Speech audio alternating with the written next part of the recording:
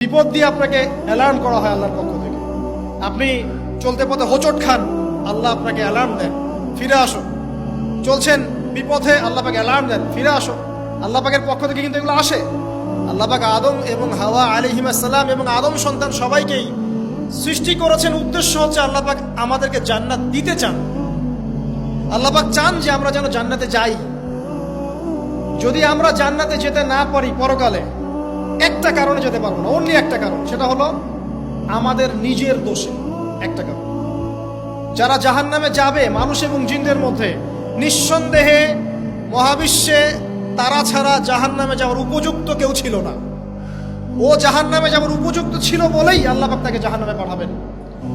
আর যারাই জান্নাতে যাবে প্রত্যেকেই শুধু আমলের বদৌলতে যাবে না, বরং আল্লাহ পাকের রহমতেই যাবে। কেউই তার আমল দিয়ে জান্নাতে যেতে পারবে না। নবী সাল্লাল্লাহু আলাইহি ওয়াসাল্লাম এমন ভাষ্য বলছেন, ইল্লা আনা, আমিও না, ইল্লা বিরহমাতিল্লাহ, আমিও নয়, তবে আল্লাহ পাকের দয়া আমাকে ঘিরে ধরবে। আল্লাহ পাকের রহমত যাদের উপরে বর্ষিত হবে তারাই জান্নাতে যাবে ইনশাআল্লাহ। কে আমল দিয়ে যেতে পারবে না। যত আমলই করি বলা যাবে না এই আমলের বদৌলতে জান্নাতে যেতে পারবো। আল্লাহ পাক দয়া না করলে হবে না। আল্লাহ পাক চান যে আদম সন্তান যেন জান্নাতেই যায়।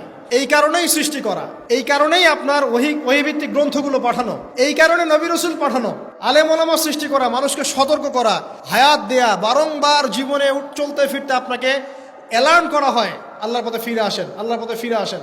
অ্যালার্ম করা হয় না? বিপদ দিয়ে আপনাকে অ্যালার্ম করা হয় আল্লাহর পক্ষ থেকে।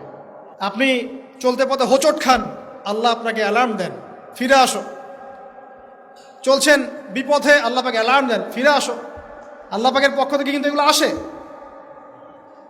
অদ্ভুত একটা হাদিস বললাম, অদ্ভুত বলতে বলছি অ্যামেজিং হাদিস, যে একজন সাহাবী বলছেন, সালমান রাদিয়াল্লাহু আনহু, তিনি বলছেন যে যখন মুমিনের উপর বিপদ আপদ বালা মুসিবত আসে, তখন মুমিনের এই বিপদ আপদ বালা মুসিবত রোগ শোকের বদৌলতে আল্লাহ পাক তার গুনাহগুলোকে মাফ করে দেন এবং তার মর্যাদাকে বাড়িয়ে দেন, এবং সে আল্লাহর দিকে ফিরে আসার অনুশোচনা করার সুযোগ পায়।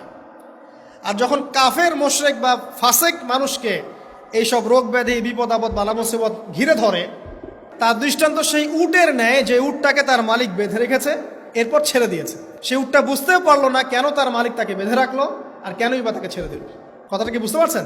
যারা আল্লাহ দ্রোহী, তাদের উপর যখন বিপদ আপদ বালা মুসিবত আসতে থাকে, তারা বুঝে না যে কি জন্য আসলো আর কেন চলে গেল। কিন্তু মুমিন ব্যক্তি যারা মুসলিম, আল্লাহর অনুগত, তাদের বিষয়টা হচ্ছে এমন, বিপদ আপদ বালা মুসিবত রোগ ব্যাধি তাদেরকে আল্লাহর দিকে ফিরিয়ে নিয়ে আসবে।